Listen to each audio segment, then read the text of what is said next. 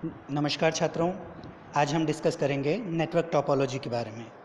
तो सबसे पहले जो प्रश्न हमारे दिमाग में आता है वो है नेटवर्क क्या होता है, और उसके बाद में हम डिस्कस करेंगे कि टोपोलॉजी क्या होती है और उसके क्या क्या प्रकार हैं।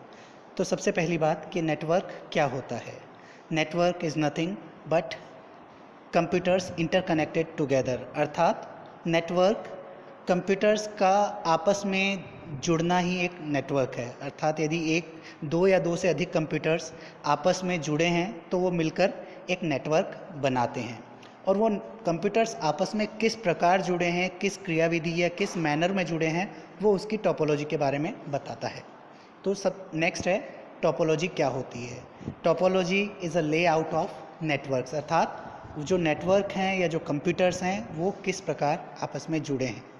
उस पर्टिकुलर नेटवर्क में जो कंपोनेंट्स हैं वो कंपोनेंट्स आपस में कैसे कनेक्टेड हैं, कैसे वो कंपोनेंट्स आपस में कम्युनिकेट करते हैं, और वो कंपोनेंट्स आपस में फिज़िकली जुड़े हैं या लॉजिकली जुड़े हैं।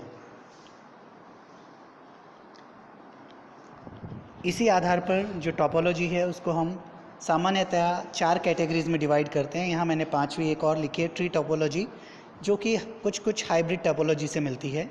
तो जो बेसिक टोपोलॉजीज़ हैं वो 4 टोपोलॉजीज़ हैं, जिसमें सर्वप्रथम है रिंग टोपोलॉजी, नेक्स्ट है बस topology, star topology, mesh topology, और जो ट्री टोपोलॉजी है वो कुछ टोपोलॉजीज़ का मिक्सचर है जो हम डिस्कस करेंगे। तो आइए शुरुआत करते हैं रिंग टोपोलॉजी के साथ कि रिंग टोपोलॉजी क्या होती है। रिंग टोपोलॉजी जिस प्रकार की एक रिंग में सभी कंप्यूटर आपस में एक रिंग संरचना के द्वारा जुड़े होते हैं।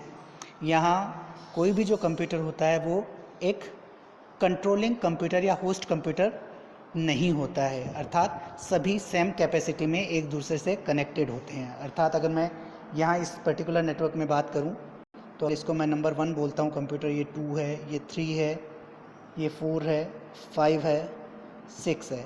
तो ये 6 जो कंप्यूटर्स हैं, इन 6 कंप्यूटर में से कोई भी कंप्यूटर एक कंट्रोलिंग कंप्यूटर नहीं है, और सभी जो कंप्यूटर हैं आपस में एक सर्कुलर तरीके में या एक वलयाकार शेप में आपस में वलयाकार आकृति में जुड़े हुए हैं। कंप्यूटर 1 है वो 2 से जुड़ा है, 2 3 से जुड़ा है, 3 4 से, 4 5 से, 5 6 से, और 6 वापस फिर 1 से जुड़ा है। तो इस प्रकार ये जो सारे कनेक्शंस हैं वो आपस में मिलकर एक वलय बनाते हैं, एक रिंग बनाते हैं। इसमें सिंपली टोकन्स एक पॉइंट से दूसरे पॉइंट पर पास होता है और ये बाई डायरेक्शनल होती है। अर्थात अगर मुझे कोई सूचना है, वो सूचना मान लीजिए मुझे इस कंप्यूटर से इस कंप्यूटर तक पहुंचानी है, तो यहाँ क्या होगा, हर कंप्यूटर का जो नंबर है उसके आधार पे कुछ टोकन होंगे, तो वो टोकन 1 बाय 1 आगे पास होते रहते हैं। ये इस टोकन को यहाँ पास करेगा, ये इस टोकन को यहाँ करेगा, ये यहाँ करेगा, और ये यहाँ करेगा। जैसे इसके पास वो टोकन पहुँचेगा अर्थात वो इन्फॉर्मेशन इस पर्टिकुलर कंप्यूटर के लिए इंटेंडेड थी और इसको मिल जाएगी। इसके बाद में अगर एक्नॉलेजमेंट की बात करें कि वो पैकेट मुझे मिला या नहीं मिला, तो ये वापस यहाँ भेजेगा, ये फिर यहाँ भेजेगा, ये यहाँ भेजेगा, और ये यहाँ भेजेगा। तो इस प्रकार क्या होगा कि उस पैकेट की जो रिसीविंग है या जो उस इन्फॉर्मेशन या सूचना की जिसकी हम बात कर रहे हैं, वो इन्फॉर्मेशन वापस उसको मिल गई है, ये बताया जाएगा। इसीलिए ये बाई डायरेक्शनल होती हैं। यहाँ जो सबसे बड़ी प्रॉब्लम आती है वो ये प्रॉब्लम है कि अगर कोई भी कनेक्शन बीच में से डिस्कनेक्ट हो जाता है, जैसा कि हम यहाँ देख सकते हैं कि अगर मान लीजिए इसको ये इन्फॉर्मेशन इस पॉइंट से इस पॉइंट तक पहुँचानी है, तो इसके पास 2 तरीके हैं, एक ये वाला और एक ये वाला, अर्थात 2 डायरेक्शंस हैं। तो अगर ये इस डायरेक्शन से पहुँचा रहा है और ये बाई चांस मान लीजिए यहाँ से कनेक्शन कट हो जाता है, तो इन्फॉर्मेशन इस पर्टिकुलर पाथ को अगर मैं बात करूँ इस पर्टिकुलर पाथ के थ्रू पहुँचाने की, तो यहाँ से आगे क्या होगा, कनेक्शन कट हो जाएगा और एक ये सिंपल बस या लाइन की शेप में हो जाएगा, और यहाँ इन्फॉर्मेशन इस पाथ से फॉलो नहीं हो पाएगी, बल्कि वो इन्फॉर्मेशन मुझे दूसरे पाथ से फॉलो करनी पड़ेगी। और बाई चांस यहाँ पर दोनों तरफ से कट हो जाता है तो वो इन्फॉर्मेशन दूसरी तरफ नहीं पहुँच पाएगी। ये बहुत ही सिंपल है, ये इसका फ़ायदा है, लेकिन जो इसका नुकसान है वो है कि इसमें टोकन बेस्ड सिस्टम है, और अगर एक पर्टिकुलर सिस्टम जिसके पास टोकन पहुंच गया और वहां पर जाने के बाद में वो सिस्टम डिस्कनेक्ट हो जाता है किसी भी तरह से, तो वो पैकेट लॉस्ट हो सकता है। नेक्स्ट है बस टोपोलॉजी, जो कि सबसे साधारण और सिंपल टोपोलॉजी है। इसमें सिंगल कॉमन बस यूज़ होती है। और उसी पर्टिकुलर बस अर्थात वायर की मैं बात कर रहा हूँ कंप्यूटर की टर्मिनोलॉजी में, जो वायर्स हैं या जो केबल है उसी को बस बोला जाता है। इस सिंगल केबल के थ्रू ही सारे कंप्यूटर्स आपस में कनेक्टेड होते हैं। सामान्यतः जब हम लैब्स की बात करते हैं तो उसमें बस टोपोलॉजी का ही प्रयोग किया जाता है। यहाँ सिंगल कॉमन बस यूज़ होती है, सारे नोड्स एक पर्टिकुलर ऑर्डर में कनेक्टेड होते हैं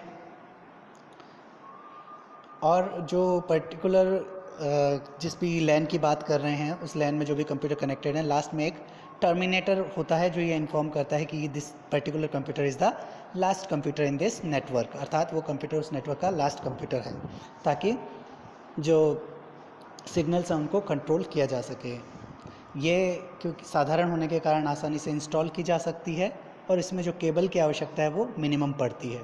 लेकिन प्रॉब्लम ये, अगर एक नोड पर्टिकुलर नोड फॉल्टी होगा तो आगे कम्युनिकेशन कंटिन्यू नहीं किया जा सकता। अर्थात अगर मान लीजिए यहाँ किसी भी रीज़न से मान लीजिए ये यहाँ पे कट हो गया तो क्या होगा, ये जो इन्फॉर्मेशन है वो यहीं तक रह जाएगी, आगे पास नहीं हो पाएगी। ये इसका नुकसान है। नेक्स्ट जो टोपोलॉजी है वो हम बात करेंगे स्टार टोपोलॉजी की। स्टार टोपोलॉजी में एक कंप्यूटर सेंटर में होता है जिसको सामान्यतः हब कह सकते हैं हम, या एक सेंट्रल होस्ट रहता है और वो उस पर्टिकुलर नेटवर्क के अन्य सभी कंप्यूटर्स को कंट्रोल करने का काम करती है। अर्थात इसमें कंट्रोल्ड और कंट्रोलर का रिलेशनशिप होता है। जो बीच में कंप्यूटर है, अर्थात जैसा कि इस नेटवर्क की मैं अगर बात करूं तो ये जो कंप्यूटर है इसको हम हब कहेंगे या कंट्रोलर कहेंगे। ये अन्य सभी कंप्यूटर्स को कंट्रोल करता है और ये सबसे मध्य में होता है। यहाँ जो होस्ट है वही एक कंट्रोलिंग नोड होता है और अन्य सभी कंप्यूटर उसके द्वारा कंट्रोल किए जाते हैं। यहाँ पर जो इसका फ़ायदा ये होगा कि कितने भी कंप्यूटर हम बढ़ा दें लेकिन स्पीड है उसका स्पीड में कोई कमी नहीं आएगी। और इनमें जो जब तक ये होस्ट काम कर रहा है तब तक अन्य सभी कंप्यूटर काम करते रहेंगे। बाई चांस मान लीजिए कंप्यूटर ख़राब हो भी जाता है तो भी इन्फॉर्मेशन जो दूसरे कंप्यूटर्स हैं उन तक पहुंच सकती है। लेकिन जो इसका सबसे बड़ा डिसएडवांटेज है वो ये है कि अगर बाई चांस किसी भी रीज़न से ये होस्ट ही फेल हो जाता है तो क्या होगा, ये जितने भी कंप्यूटर्स हैं उनमें से कोई भी कंप्यूटर काम नहीं कर पाएगा और नेटवर्क फेल हो जाएगा। इन्फॉर्मेशन एक कंप्यूटर से दूसरे कंप्यूटर तक नहीं पहुंच पाएगी। नेक्स्ट जो नेटवर्क टोपोलॉजी है वो मैश टोपोलॉजी है। मैश टोपोलॉजी की अगर बात करें तो इसमें प्रत्येक नोड दूसरे नोड से कनेक्टेड रहता है। हर नोड किसी अन्य कंप्यूटर से कनेक्टेड रहता है। अगर मैं मान लीजिए 4 नोड वाला एक नेटवर्क लेता हूँ, मान लीजिए ये नेटवर्क है, 1 कंप्यूटर, 2 कंप्यूटर, 3 कंप्यूटर और ये 4 कंप्यूटर, तो यहाँ क्या होगा, ये इससे भी कनेक्ट होगा, इससे भी कनेक्ट होगा और ये इससे भी कनेक्ट होगा। इसी प्रकार ये जो है वो इससे भी कनेक्ट होगा, इससे भी कनेक्ट होगा और इससे तो कनेक्टेड है ही है। इसी प्रकार ये जो कंप्यूटर है वो इससे कनेक्टेड है, इससे भी कनेक्टेड है, इससे भी कनेक्टेड है और वो इससे भी कनेक्टेड होगा। और तो इस प्रकार आप देख सकते हैं इसके अंदर क्या हुआ, टोटल 1 2 3 4 5 और 6, आपको 6 कनेक्शन की रिक्वायरमेंट पड़ी जब आपके पास 4 कंप्यूटर थे। तो इसीलिए यहाँ जो फार्मूला मैंने लिखा है उससे आप देख सकते हैं, तो फार्मूले के अनुसार अगर इस नेटवर्क की बात करें उसमें कितनी केबल की रिक्वायरमेंट पड़ती, n का मान 4 है नोड्स और 4 गुणा n का मान 4 तो n-1 3 हो गया, 4 गुणा 3/2 अर्थात total number of connection required 6 होंगे अगर मैं 4 नोड्स की बात करता हूँ। तो इसी प्रकार अगर 6 नोड होंगे तो उस केस में कितने नोड्स की आवश्यकता पड़ेगी, कितने कनेक्शंस की आवश्यकता पड़ेगी, वो होगी 6 गुणा 5/2 अर्थात 15 कनेक्शंस की, जो हमारे इस एग्जाम्पल के लिए सूट कर रहा है। यहाँ जो सबसे बड़ा डिसएडवांटेज है वो है कि जो केबलिंग कॉस्ट है वो बहुत ज़्यादा हाई हो जाएगी, क्योंकि हर कंप्यूटर दूसरे कंप्यूटर से जुड़ा हुआ है, अर्थात बहुत सारे वायर्स की ज़रूरत पड़ेगी हर कंप्यूटर को अन्य सभी कंप्यूटर से कनेक्ट करने में। जो इसका फ़ायदा है वो ये है कि इसमें कोई भी कंट्रोलिंग कंप्यूटर या होस्ट नहीं होता है, तो इसलिए ऐसा कुछ नहीं है कि एक कंप्यूटर के फेल हो जाने पर सारा नेटवर्क फेल हो सकता है। और दूसरा जो फ़ायदा ये है कि जब तक इस पूरे नेटवर्क में एक भी कंप्यूटर कार्य कर रहा है तब तक नेटवर्क फेल नहीं होगा, कम्युनिकेशन ब्रेक नहीं होगा, इंफॉर्मेशन पास हो सकती है आगे। और जो नंबर ऑफ़ कनेक्शंस की रिक्वायरमेंट है वो मैंने यहाँ पहले ही दर्शा दी है कि वो कितने होंगे, नंबर ऑफ़ कनेक्शन रिक्वायर्ड होगा n × n-1/2। नेक्स्ट जो टोपोलॉजी हमें डिस्कस करनी है वो है ट्री टोपोलॉजी। इस ट्री टोपोलॉजी में आप देख सकते हैं कि इसमें एक होस्ट होगा जो स्टार टोपोलॉजी की तरह होगा, अर्थात इसमें एक कंट्रोलिंग कंप्यूटर या कंट्रोलिंग नोड होगा जो अन्य सभी कंप्यूटर्स को कंट्रोल करेगा। और साथ ही साथ एक बस टोपोलॉजी की तरह जितने भी नोड्स हैं वो आपस में एक कॉमन बस के द्वारा कनेक्टेड रहेंगे।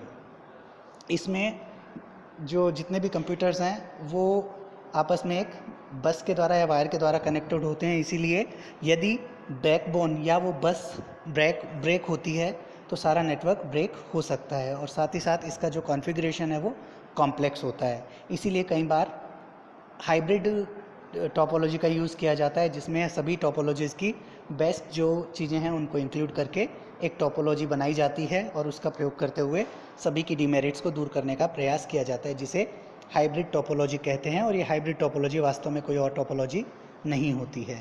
तो आशा है आपको टोपोलॉजीज़ के ऊपर बेस्ड ये लेक्चर पसंद आया होगा और सभी टोपोलॉजीज़ में आप अंतर करने में सक्षम होंगे। धन्यवाद।